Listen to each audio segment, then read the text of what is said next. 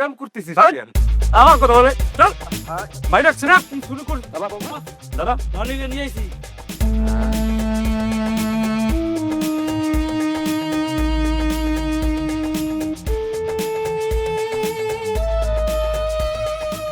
কিরাম আছিস নানি? ছিলাম তো ভালোই, বন্ধুকের সাথে ক্যারাম খেলতেছিলাম। কোথায় রনি আর প্রিন্স আমার টানাটানি করে ধরে নিয়ে আসলো। মারধর করেনি তো? না, মারধর করেনি তো, আমারে বলছে আমি যদি হাত ছাড়িয়ে পালাবার চেষ্টা করি আমার নাকি মায়ের বাপের নাম ভুলাই দেবে। এটা ওরা কইছে। হাসতেছিস কেন তুই? আচ্ছা হিরো ভাই তুমি কত, মায়ের কি বাপের নাম ভুলানো যায়? যায়? একটু পর তুইও তোর বাপের নাম ভুলে যাবি। যখন তোর গুলি করার জন্য তোর কপালে পিস্তল ঢাকা বানি। যা হিরো ভাই তুমি কি করছো, তুমি বেঁচে বাবা কনে।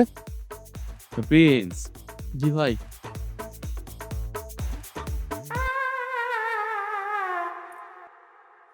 মানে তোর এর আগে কতবার বুঝাইলাম মনে শোনা করে এই প্রিন্স পান্নারে ভালোবাসে, তুই মেয়ের লাগে মেলামেশা করবি না। কিন্তু তুই তুই আমার কথা শুনিস নাই। তুই মেয়ের লাগে ঘুরতেছোস, ফিরতেছোস, ফুচকা খাইতেছোস, চটপটিও খাইতেছোস। আর প্রিন্স প্রিন্স আমার কাছে এসে কান্নাকাটি করতেছে। এটা আমার জন্য মানে নেওয়া মুশকিল, তাই চিন্তা করিস তোরা ফায়ার করে তুমি। হিরো ভাই এতে সত্যি সত্যি পিস্তল? হিট অফ দ্য মোমেন্ট আবার কেডা ফোন দিল রে? ছোট খালা, খালা তুই কোথায় কি অবস্থায় আসিস সেটা আমি জানতে চাই না। কোন রাইকে এক্ষুনি আমার বাড়ির দিকে রওনা হবে এবং কুইরিয়া চলে আসবি, কি হয়েছে খালা? সেটা আসলেই জানতে পারবি। ব্যাপক সর্বনাশ হয়ে গেছে আমার, তুই দ্রুত চলে আয়।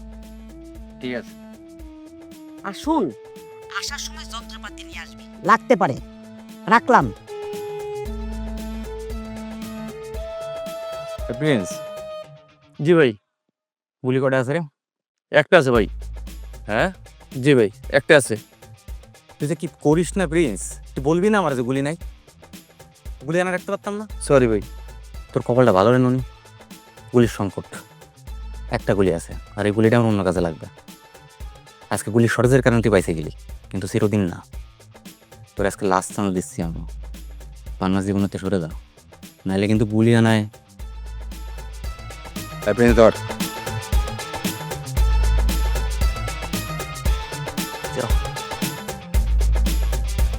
প্রিন্স চল।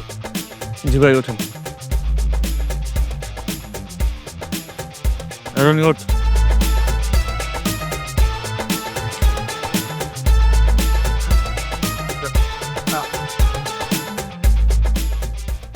আচ্ছা পিস্তলটা কি আসল ছিল তো?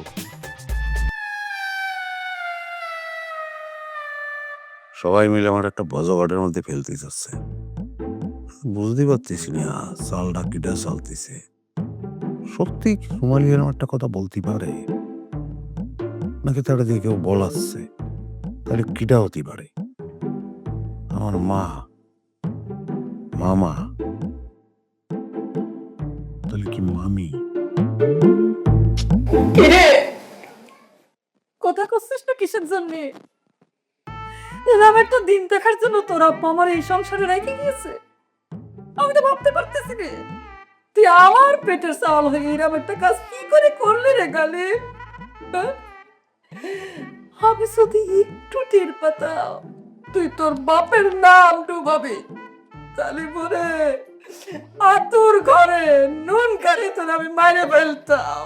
সেটা যদি করতে পারতে বাবু, তাহলে পরে আমার মেয়েটার এই দুরবস্থা দেখতে হতো। তুমি বুঝতে পারতেছো আমার মেয়েটার এখন গলায় দড়ি দেওয়া ছাড়া কোনো উপায় নেই। ওরে ভাই, সেই জন্যই তো আমার মনটা হাহাকার করতেছে। মনে কর যদি আমাকে রুমালি যদি গলায় দড়ি দিয়ে মরে যায়, এই অপরাধে আমার ছেলেরও তো ফাঁসি হয়ে যাবে। যাবে না? কারণ তোর বড় তো আমি চিনি, খুব ভালো করে চিনি। সে তো থানা পুলিশ কোর্ট কাছারি সবই করে ফেলবে। মনে কর তোর বুকে খালি হয়ে গেল রে ভাই, আমার বুকে খালি হয়ে যাবে।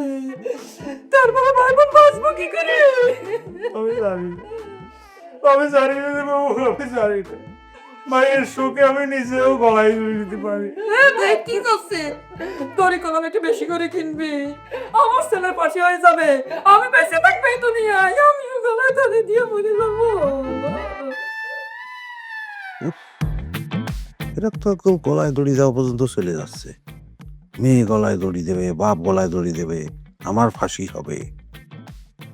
আরো যে কি বলবে এরা। না না, এটা তো থামাতেই হবে। বিষয়টা যে মিথ্যে সেটা তো আমার দেখাই দিতে হবে।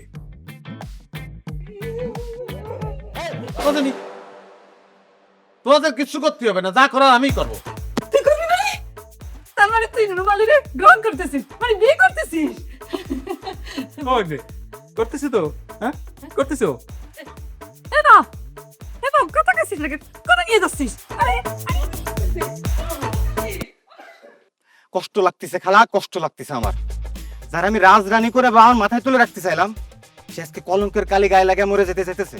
খালা আমি আর মরতে দেবো না, খালা কোনোভাবে মরতে দেবো না। ওর যত ভুল ত্রুটি যা আছে সবকিছু মাফ করে দিয়ে রাজরানী করে আমার বাড়িতে নিয়ে যাবো। কিন্তু খালা আমার ভালোবাসায় যে দংশন করেছে যে কালসাপ, ওরে কিন্তু আমি বাঁচায় রাখবো না, ওরে কিন্তু আমি উচিত শিক্ষা দিয়ে ছাড়বো। প্রিন্স, ওরে জেয়া নেবো, শেয়া নেবো, সময় দেবো, চল। এই শোন হিরো, ওরে যেন বেশি কিছু বলিস না, একটু কড়া করিয়া শাসন করে দিবে, ভয় দেখাবি, যাতে রুমালিরও বিয়ে করতে রাজি হয়ে যায়। রুমালি কিন্তু ওরে ছাড়া বাঁচবি না। বাঁচবে খালা, বাঁচবে, কিন্তু ওই কালসাপ বাঁচবে না, আমি কিন্তু কয়ে দিলাম। চল।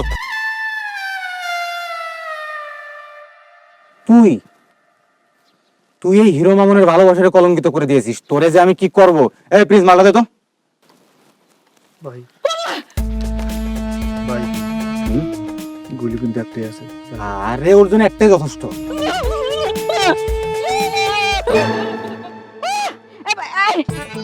শালা কোনোদিন আফসোস করে মারতে পারিনি বাবা, মারার আগে শালা বেউস হয়ে যায়। তাই নাকি? হ্যাঁ, তাকে কবি রে পাড়ায় মেরে ফেলবানি। মালিক নিয়ে যা। ভাই ভাই ঘোড়া রান্না নিয়ে যা।